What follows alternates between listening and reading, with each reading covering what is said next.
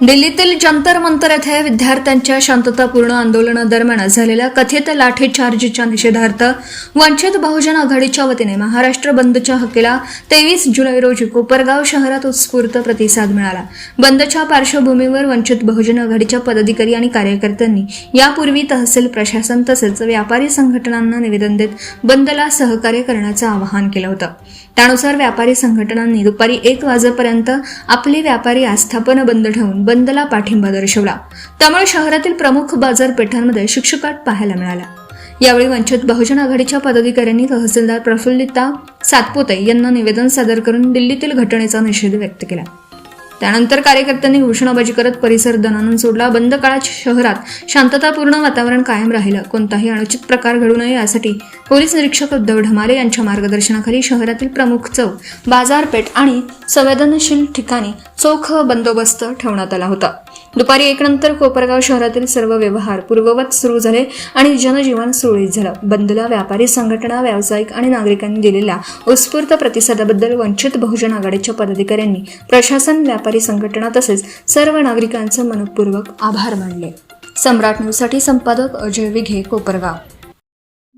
ज्या घटनेकरता आपण ते पाळण्यात आला, ज्या घटनेकरता या संपूर्ण महाराष्ट्रात बंद राहिला, ती घटना म्हणजे संविधानिक मार्गाने आमचे विद्यार्थी गेल्या 8 दिवसापासून तिथे आंदोलनाला बसले आहे आणि एक शांततेच्या मार्गाने दिल्ली जंतर मंतरवरती आंदोलन चालू आहे। त्या आंदोलनामध्ये फक्त एक विषय होता, त्या नीटचा जो पेपर फुटला, 154 वेळेस महाराष्ट्र राज्यामध्ये पेपर फुटले, गोरगरीब विद्यार्थ्यांचे हाल झालेले आहे आणि म्हणून कुठेतरी एखाद्या वाईट गोष्टीचा अंत होतो, म्हणून या विद्यार्थ्यांनी शांततेच्या मार्गाने दिल्लीमध्ये आंदोलन सुरू केलं।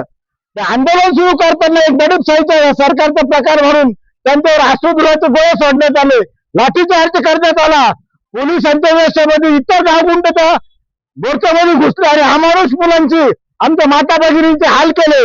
हे जर मीडियावर बघितलं तर कोणाचंही रक्त खवळून उठेल अशा प्रकारचे अत्याचार त्या ठिकाणी झालेला आहे।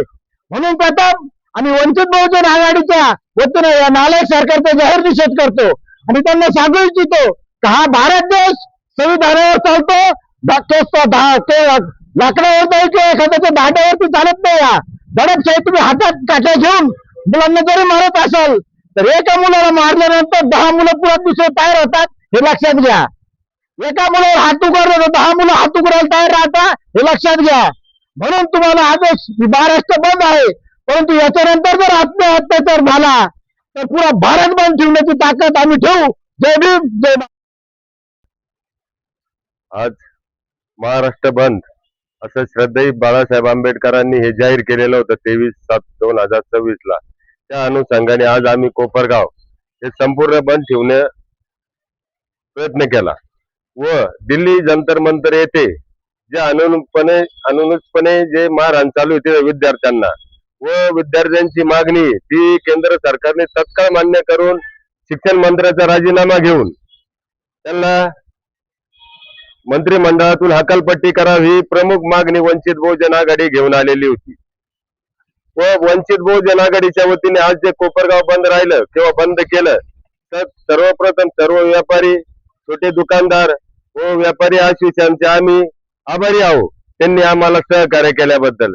तसंच कोपरगाव शहर पोलीस स्टेशन व इतर सामाजिक संघटना व इतर सामाजिक पक्ष कोपरगाव शहरातले यांनी आम्हाला मदत केल्याबद्दल आम्ही त्यांचे आभारी आहोत।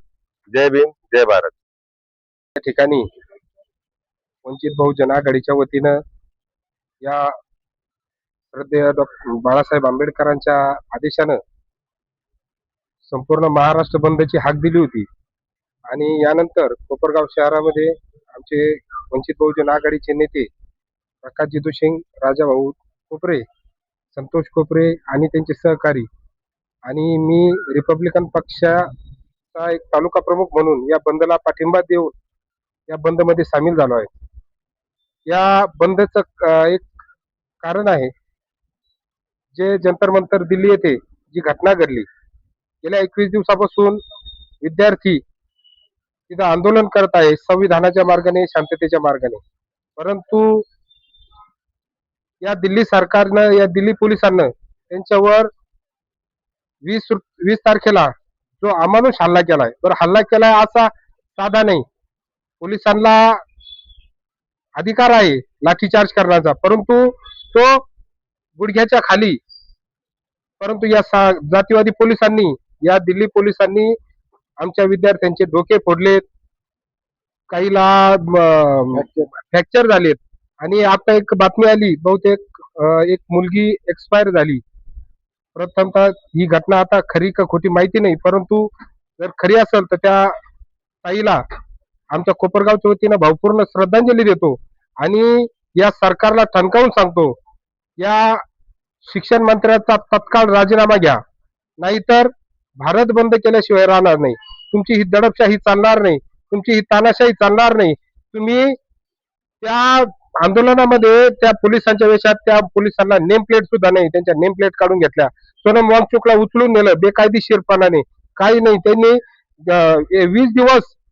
20 दिवस असं संविधानिक मार्गाने ते आंदोलन करत होते.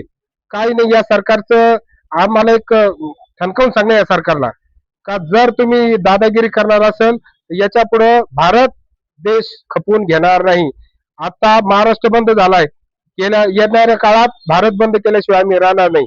आणि या मोर्चाच्या माध्यमातून आम्ही एक विनंती करतो का धर्मेंद्र प्रधानचा राजीनामा झाला पाहिजे. ज्या विद्यार्थ्यांवर गुन्हे दाखल झालेले आहेत त्यांचे गुन्हे तत्काळ मागे घेतले पाहिजे. ज्यांना अटक झाली त्यांना सोडून दिलं पाहिजे. जय भीम.